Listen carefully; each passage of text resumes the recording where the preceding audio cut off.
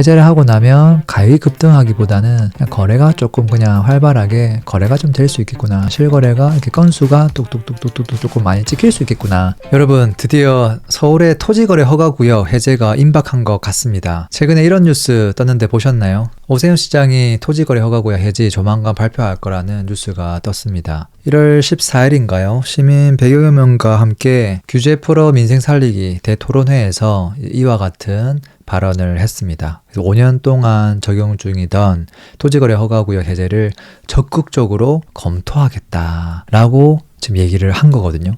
대표적인 곳들이 어딜까요? 서울에서 이런 곳들이죠. 뭐 청담, 대치, 삼성, 잠실 등등등등 해가지고 많은 곳들이 있죠.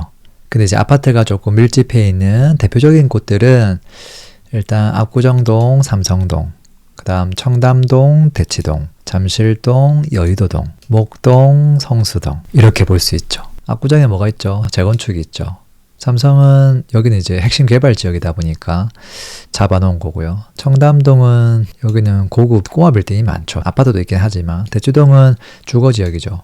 잠실동도 사실 주거 지역이죠. 여의도동은 재건축이고 목동도 재건축, 성수는 재개발이죠. 성격이 사실 조금씩 다릅니다. 서울의 시세를 리딩하는 곳들이죠, 전부 다. 그리고 이제 이런 곳들이 이제 지정돼 있다 보니까 상대적으로 풍선 효과가 뭐 개포동, 뭐 반포동, 워낙 입지가 좋은 곳이긴 하지만 상대적으로 이제 그쪽 쏠림들도 확실히 있었죠. 규제 내용도 한번 볼까요?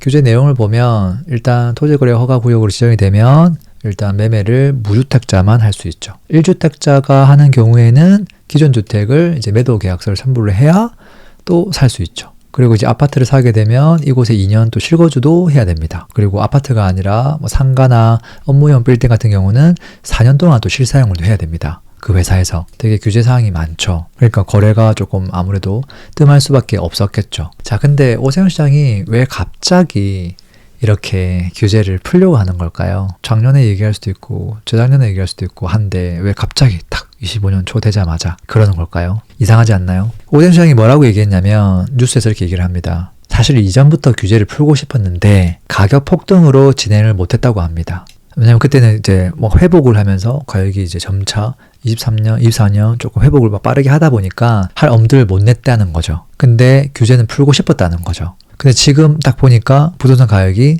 점점 안정화 추세가 되고 있는 것 같고, 조금 경기도 지금 침체되는 상황이니까 그러면 부동산도 어지간해서는 못 오르겠네? 이제 이런 생각을 한 거죠. 그래서 자, 지금 정도라면 해제를 해도 괜찮지 않을까. 그래서 제도 폐지를 적극적으로 검토 중이고 조만간 발표 예정이라고 얘기를 했습니다. 재밌죠? 지금 서울시장이 임기가 얼마나 남았을까요? 22년 7월부터 시작을 해서 26년 6월 30일까지 4년 동안 임기 기간이거든요. 지금 이제 2년 6개월이 지났습니다. 아직 1년 6개월이 남았어요. 남은 기간 동안 뭔가 또 뭘 좀 보여줘야 되겠죠. 뭐 그런 부분도 같이 염두에 둔 거 아닌가 그런 생각을 하고요. 자, 그랬을 때 실제 저기를 다 해제해 줄 거냐, 여기를 토지거래 허가구역 진짜 다 이거 해제해 줄 거냐 한번 생각해 봤습니다. 어떤 곳이 해제가 가능할까? 아니 반대로 어떤 곳은 해제가 어려울까? 해제 어려운 곳을 먼저 생각해 봤어요. 여기는 진짜 해제가 안 될 것 같은데? 라고 생각한 곳들 제가 적어봤는데요. 일단 GBC 핵심 지역인 삼성동, 여기는 풀 수가 없을 것 같은데? 이런 생각이 들었고요. 그 다음 아파트 주거지역이라고 보기 어려운 청담동 같은 경우도 이거 풀기 어려울 것 같은데? 라는 생각이 들었고요. 그 다음에 재건축이 이제 전부 다 이게 실거주가 아니잖아요. 재건축 목적 자체가 전부 다 그 미래 신축이 되는 기대를 하고 투자 수요가 다 들어가다 보니까 재건축이 밀집되어 있는 동네는 풀어주기 어려울 것 같은데, 그 다음 재개발도 사실 실수요가 아니거든요. 누가 그 오래된 빌라에 실거주를 하고 싶어 해요. 불편하니까 그냥 사두는 거죠. 성수도 진행하기 어려울 것 같은데, 그 다음에 공공재개발, 신촌통합기획, 모아타운 이런 것들도 이거는 서울에서 뭔가 당근을 주고 이제 하는 거기 때문에 이거 해제하기 힘들 것 같은데? 라는 생각이 좀 들어요. 제 개인적인 생각입니다. 그리고 반대로 그러면 해제 가능성이 높은 곳은 어떤 곳일까? 제가 한번 생각을 해봤는데요. 일단 기본적으로 진짜 주거 중심의 지역. 이거 누가 봐도 사람들이 실거주 많이 하고 그냥 평범하게 거래하고 그래야 되는데 그분들이 너무 오랜 기간 지금 피해를 보고 있거든요. 그런 지역부터는 좀 실수요가 강한 지역들은 풀리지 않을까? 그게 1순위지 않을까? 이런 생각을 하는 거예요. 저는 1순위가 주거 목적이면서 기축 아파트가 밀집되어 있는 지역, 바로 대치동하고 잠실동이 1순위이겠다 이런 생각을 하고요.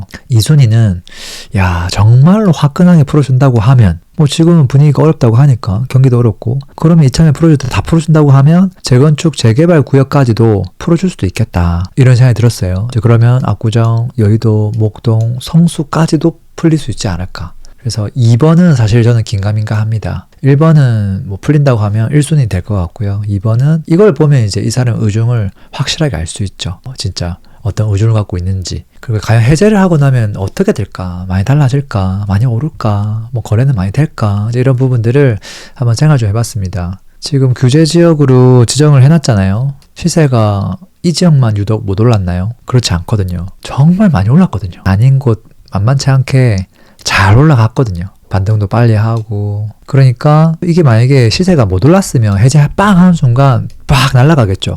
근데 그게 아니라 이미 시세를 남들하고 똑같이 아니면 더 많이 이미 상승했기 때문에 어찌 보면 그냥 거래만 좀 불편한 상태로 가격은 계속 올랐다. 그러니까 해제를 하고 나면 가격이 급등하기보다는 그냥 거래가 조금 그냥 활발하게 거래가 좀 될 수 있겠구나. 실거래가 이렇게 건수가 뚝뚝뚝뚝뚝 조금 많이 찍힐 수 있겠구나. 가격 올라가는 건 이건 좀 별개의 이야기다. 이런 생각이 좀 들고요. 과연 가격이 이제 얼마나 오를 수 있을까라는 측면에서 물론 이제 미래 신축이 되는 그런 곳들이고 가장 입지가 좋기 때문에 장기적으로는 당연히 우상향하겠죠. 근데 이제 단기적으로 봤을 때는 이미 최근 들어서 많이 올랐거든요. 그래서 지금 소강 상태이기 때문에 저걸 한다고 해서 뭐 가격이 팍 많이 올라갈 거다 그런 생각 들지 않아요. 근데 이제 해제한 초반에는 기대 심리가 있기 때문에 초반에 이렇게 호가 같은 물건들은 충분히 뭐 몇 억을 높여서 나올 수 있겠다.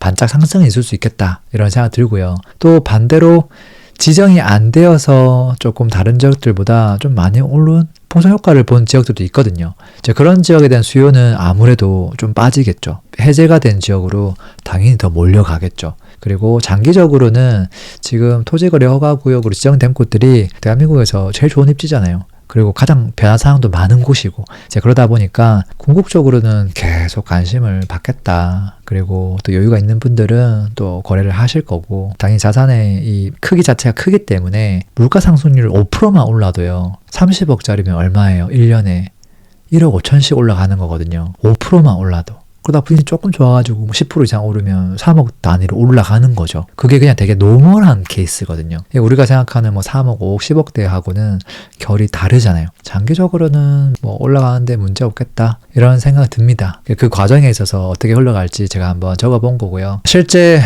토지 허가 구역 해제를 언제 할지 잘 모르겠습니다. 하지만 임박했다고 하니까 좀 관심을 가지고 지켜보시면 좋을 것 같습니다. 또 뭔가 변화사항이 있으면 제가 또 정리해서 또 말씀드리도록 하겠습니다. 오늘도 긴 영상 들어주셔서 감사합니다. 광고 한번 하겠습니다. 집을 언제 어디에 사야 될지 고민이 많은데요. 사실 타이밍만큼 중요한 게 없죠. 언제 사느냐 이게 너무 중요하죠. 그것들을 우리가 어떻게 손품으로 알 수 있느냐, 저평가된 단지, 시세 비교를 어떻게 해야 되는지 이런 내용들을 집중적으로 담아둔 제가 거의 만 9년 동안 하고 있는 정규 강의입니다. 오프라인을 진행하니까요. 좀 필요하신 분들 참고하시면 좋을 것 같고요.